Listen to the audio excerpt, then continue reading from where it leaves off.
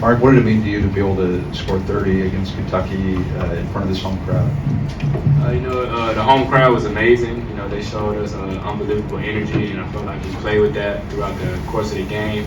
And just shout out to my teammates because they found me when I was open, and they found me in the right places, and I was just able to put the ball in the basket. Like, Mark, Nate said that over the last couple of games, one of the reasons for moving LeVar into the starting lineup was to let you play off the ball more, kind of like you did with Aaron Estrada last year. What were some of the conversations like that led to that decision, and how do you think that's helped you the past couple of games? Whenever LeVar's in there or Aden in there, I just tell them just run the team. I'm also there to be a playmaker as well, but they put a lot of stress off me and the whole team. They do an unbelievable job of creating offense. Just being able to make plays, and they do a great job of that. Drew? This is for Aden and Mark. You guys both did a great job scoring the ball throughout the game, but how big was Youngblood's second half? I mean, he had 12 points, 12 of his 14. He made some big shots to kind of put the nail in the coffin. He's very big time. He's been there, and he obviously has a lot of experience playing in a lot of big games, and we just seen it again tonight. And he's a big time player that makes shots when we need it, and he can defend at a high level too. So he helps us all a lot. The back on the left. Hey Mark, Nate also said this is the most coachable you've been over this stretch. What does it mean to kind of hear that from your head coach, and what do you feel like you've been doing to earn that kind of praise from Coach Oates? Just going out there playing hard on defense and playing with effort, and just playing with urgency. Just going out there, just trying to make stuff happen on the defensive end, and on the offensive side, just let things take care of itself. Mark, Coach was saying earlier that your leadership has been as good as it's been since you've been here. You've been fiery these last few games. From an emotional standpoint, now that you're third year here, how comfortable are you as the leader and the alpha dog on this team? We don't like losing. We lost 2 games in a row, and that's unacceptable here. Just going out there playing with the mindset of we can't afford another loss, especially 3 in a row. So you're just going out there and having that mindset of can't lose back to back. Tony? On left.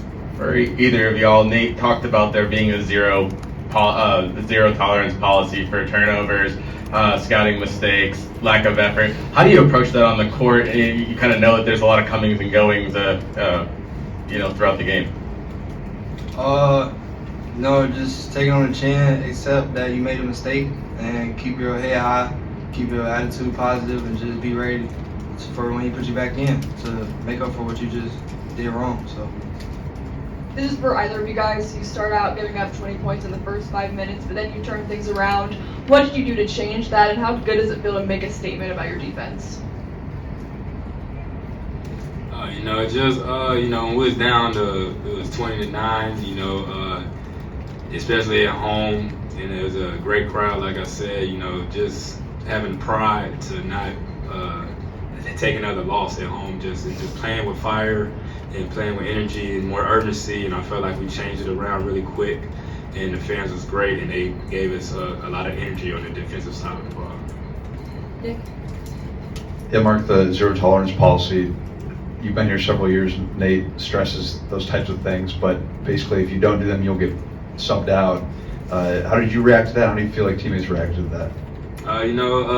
When you say you mess up, you're gonna come out, he's gonna talk to you about what you did, and then he's gonna put you back in the game. So you really don't have to really stress about it, but just know that he's making a point that it's unacceptable. So you just gotta he's just holding you accountable, and you just gotta accept it and be coachable and understand what he's doing and trust what he's doing. Last question, Katie. Coach Oates just talked about that the 4th, 5th year seniors have talked about wanting to change the narrative of this team on defense. Just Marcus, that kind of been a conscious effort for y'all is to come together as leaders? And then Aden, what have you seen kind of from those older guys leading the team after these last 2 games? We try to cover on the defensive end, try to cover each other's mistakes as much as possible. That's what a lot of great defenses do. They cover for others' mistakes. I felt like we did a good job of that, just flying around the ball and just playing with energy and effort. And I feel like we did a really good job of that. Thanks, guys.